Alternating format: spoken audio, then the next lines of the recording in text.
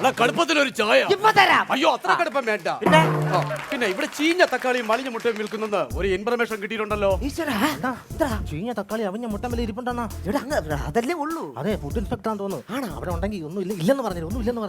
അല്ല സാറേ, ആ. ഇവിടെ ചീഞ്ഞ മുട്ടായി അവിഞ്ഞ തക്കാളി അങ്ങനത്തെ ഐറ്റംസ് ഒന്നും ഇല്ല. ഇവിടെ എല്ലാം ഫ്രഷ് ഐറ്റംസ് മാത്രമേ ഉള്ളൂ. അതെ, മറ്റു കടകളിൽ മറ്റു കടലിൽ ഈ പഞ്ചായത്തിലെല്ലാം ഫ്രഷ് ഐറ്റം മാത്രമേ ഉള്ളൂ. ഈ ചീഞ്ഞ തക്കാളിയും അവിഞ്ഞ മുട്ട ഇപ്പൊ ചോദിക്കേണ്ട കാര്യം, ഇവിടെ തൊട്ടടുത്ത് ഒരു കഥാപ്രസംഗം നടക്കുന്നുണ്ട് കേട്ടോ. അപ്പൊ കാതികനായിട്ട് എറിയാൻ വേണ്ടിയാ. ആയിരിക്കും. ആ കാതികൻ ആരെന്ന് അറിയണ്ടേ? ഇല്ല. ഞാനാ, ഛേ, പന്തളം രാജൻ.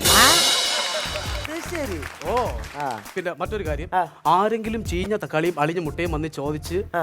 ഇല്ലെന്നും പറഞ്ഞ് ഉരുളക്കിഴങ്ങ് ഉള്ളിയൊന്നും എടുത്ത് കൊടുത്തോളല്ലേ, അതെന്താണ്? അവരെന്നെ എറിഞ്ഞു കൊല്ലും. ആഹാ. ഓ, അത് ചിലപ്പോ പന്തള രാജൻ. പന്തള രാജൻ. ആരോടനച്ചു ഞാൻ പാടാം, പന്തള രാജ. താമരനൂലുകൊണ്ടാലോലം. ആലോലം. ആലോലമഞ്ചു ഞാൻ പാടാം, താമരനൂലുകൊണ്ടാലോലം. കഴിക്കാൻ എന്തെങ്കിലും ഉണ്ടെങ്കിൽ എടു. അവിടെ ഈ തിരക്ക് കാരണം എല്ലാം വിട്ടു വേണം. സോറി, ക്ഷമിക്കണം. ഇപ്പൊ വിശന്നിട്ട് കൊണ്ടുവരാം, വയ്യ. ഇപ്പൊ കൊണ്ടുവരാം. ആ, പത്ത് കാശൊക്കെ പിന്നെ തരാം. ഇപ്പൊ കഴിക്കാൻ കൊണ്ടുവരാം. എന്തെങ്കിലും അത് കുഴപ്പമില്ല. നീ ഇവിടെ പാട്ട് പാടിയില്ലേ? ഇതാ, കഴി.